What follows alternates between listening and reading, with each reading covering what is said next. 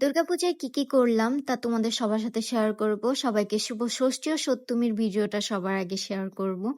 ষষ্ঠীর দিন তেমন বের হতে পারিনি, সারাদিন আমি অনেক বেশি অসুস্থ ছিলাম। বাসার মধ্যে ছিল নিরামিষ, তো নিরামিষ খেলাম।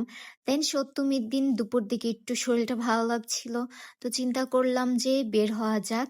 সো মামুনি আর বনুকে নিয়ে বের হয়ে গিয়েছিলাম রেডি হয়ে। তার আগে টুকটাক কিছু খাওয়া দাওয়া করে নিলাম যেহেতু অসুস্থ। আর এর মধ্যে আমি আর আমার বোন সপ্তমীর দিন টুইনিং করেছিলাম। তারপর সপ্তমীর দিন চলে গিয়েছিলাম মিশনে মামুনি বনুকে নিয়ে পূজা দেখার জন্য। বেশি পূজা দেখেনি, মিশনের পূজা দেখে, আমলাপাড়ার পূজা দেখে দেন আমি একটু আড়ংয়ে গিয়েছিলাম, একটু কাজ ছিল তাই। আড়ংয়ের কাজ শেষ করে নিচে ছিল মোমো অ্যান্ড সুইটকর্ন, সো অনেকদিন ধরে খাওয়া হয়নি নিচের সুইটকর্ন অ্যান্ড মোমোটা, সো এটা ট্রাই করলাম। দেন খাওয়া দাওয়া শেষ করে বাসায় এসে পড়েছি। দেন অষ্টমীর দিন সারাদিন বাসায় ছিলাম, যেহেতু সারাদিন বৃষ্টি ছিল বের হতে পারিনি। সারাদিন বৃষ্টি থাকার কারণে খাওয়া দাওয়া করেছি আর বৃষ্টি থামার ওয়েট করেছি। বাইরে অনেক বৃষ্টি হচ্ছিল, এবার অঞ্জলিও নিতে পারিনি অসুস্থ থাকার কারণে। অঞ্জলিটাও মিস হয়েছে এবার। সো দুপুরের দিকে আমার অনেক পছন্দের ছানা রান্না করা হয়েছিল। নিরামিষ তেমন আমি পছন্দ করি না, তো নিরামিষের মধ্যে যেগুলো আমার পছন্দ তাই রান্না করা হয়েছে বাসার মধ্যে। সেখানে রেডি হওয়া স্টার্ট করে দিয়েছি। রেডি হয়ে সন্ধ্যার দিকে বের হয়ে গিয়েছিলাম, আমাদের মণ্ডপে গিয়েছিলাম একটু। মণ্ডপে মামুনি, পাপা, বনু, আমি, অঙ্কন সবাই একসাথেই ছিলাম। অনেকক্ষণ বসেছিলাম মণ্ডপে, অনেকক্ষণ টাইম দিয়েছি। দেন মণ্ডপে কিছুক্ষণ থাকার পর বের হয়ে গিয়েছি অন্য কিছু মণ্ডপে পূজা দেখার জন্য। আমরা যেই টাইমে বের হয়েছিলাম সে টাইমে মানুষ কম ছিল, আর আমরা একটু ভিড়ভাট্টাটাও একটু কম পছন্দ করি। সো মানুষ যখন কম ছিল তখন চিন্তা করেছি কয়েকটা মণ্ডপ ঘুরে আসি, অ্যান্ড বৃষ্টি হওয়ার কারণে রাস্তাঘাটের অবস্থাও তেমন ভালো ছিল না। সো টুকটাক কয়েকটা মণ্ডপে পূজা দেখা শেষ করে চলে এসে পড়েছি, তখন আবার মানুষও হয়ে যাচ্ছিল। তা আমরা চিন্তা করেছি ডিনারটা বাইরে শেষ করব। তো বাইরে ডিনার করতে গিয়েছিলাম রেস্টুরেন্টে, সে রেস্টুরেন্টে অনেক লেট হয়ে গিয়েছিল, আমাদের খাবারও মোটামুটি অ্যাভেলেবল ছিল না। তাও আমরা অনেক কিছুই অর্ডার করেছি, খাওয়া দাওয়া করে নিয়েছি আমরা তাড়াতাড়ি করে। অলমোস্ট 2টা বাজে আমাদের জন্য রেস্টুরেন্ট খোলা ছিল, যেটা খুবই ভালো লেগেছে আমাদের জন্য রেস্টুরেন্টটা খোলা রেখেছে। সো আমরা আমাদের ডিনারটা কমপ্লিট করে ছবি টবি তুলে কিছু ভিডিও টিডিও নিয়ে চলে আসি। এটাই ছিল অষ্টমীর দিন। দেন নবমীর দিনও ছিল বাসায় নিরামিষ। সো ছানার খিচুড়ি, ছানা না অ্যাকচুয়ালি সয়াবিনের খিচুড়ি রান্না করা হয়েছিল, ওটা খেয়েছি।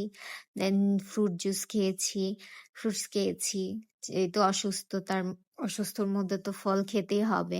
দেন খাওয়া দাওয়া শেষ করে আজকে একটু লেট নাইট বের হব চিন্তা করেছি, তাই সন্ধ্যার পরে রেডি হওয়া স্টার্ট করে দিয়েছি। রেডি হতে হতে অলমোস্ট অনেক রাত্র হয়েছে আমাদের। তো আমাদের রাত্রে বের হতে হতে 1টার উপরে বেজে গিয়েছে। সো আমরা চিন্তা করেছি আগে আমরা ডিনারটা কমপ্লিট করব সবাই একসাথে, তারপর পূজা দেখব। আর পূজার মধ্যে সারা দিনই বলতে গেলে বৃষ্টি থেমে থেমে ছিল। তা আমরা বের হওয়ার আগানে আমি ফ্রিজে দেখি লাড্ডু, সো এই লাড্ডুটা খেয়ে নিলাম। খেয়ে আমরা বের হয়ে পড়েছি, রেস্টুরেন্টে গিয়েছি। অনেক রাত্র হয়ে গিয়েছিল, আমরা ভেবেছিলাম সব খাবার অ্যাভেলেবেল থাকবে, but late night, again late night, late night করেই বের হচ্ছিলাম আমরা। সো অনেক খাবার অ্যাভেলেবেল ছিল না, যা ছিল তাই অর্ডার করে খেয়ে নিয়েছি। তার মধ্যে আবার বাইরে বৃষ্টি স্টার্ট হয়ে গেছে, বৃষ্টি থামার নামই নিচ্ছিল না। আমরা বসে বসে খাবার খাচ্ছিলাম আর চিন্তা করছিলাম বৃষ্টি কি থামবে আদৌ, আমাদের কি পূজা দেখা হবে নবমীর।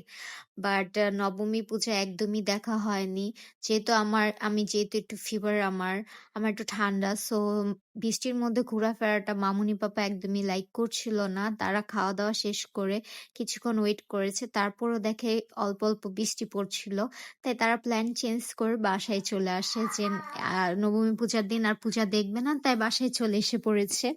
নবমী পূজার দিন আমাদের পূজা দেখা হলো না, ডিনার করে সুন্দরভাবে বাসায় এসে পড়তে হয়েছে। দেন দশমীর দিন বের হয়েছি। দশমীর দিন আবার আমার শরীরটা একটু খারাপ হয়ে গিয়েছিল, তাও আমি বের হয়েছি যেহেতু আর একটা দিন পূজা শেষই হয়ে যাবে।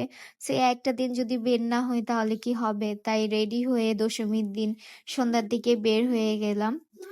বের হয়ে আমাদের এলাকার মণ্ডপে গিয়েছি, ওইখানে কিছুক্ষণ থাকলাম, মামুনির সাথে সিঁদুর খেলা টেলা দেখলাম, দেখে টেকে কিছু খাওয়া দাওয়া করলাম। কিছু খাওয়া দাওয়া করে দেন বাসায় চলে আসলাম, বেশিক্ষণ বাইরে থাকিনি যেহেতু ওই টাইমে সব। বাট আমাদের নারায়ণগঞ্জে পুজো সবচেয়ে বেস্ট হয়, সবচেয়ে বেস্ট। অ্যান্ড বিজয়া দশমী তো অনেক সুন্দর হয়।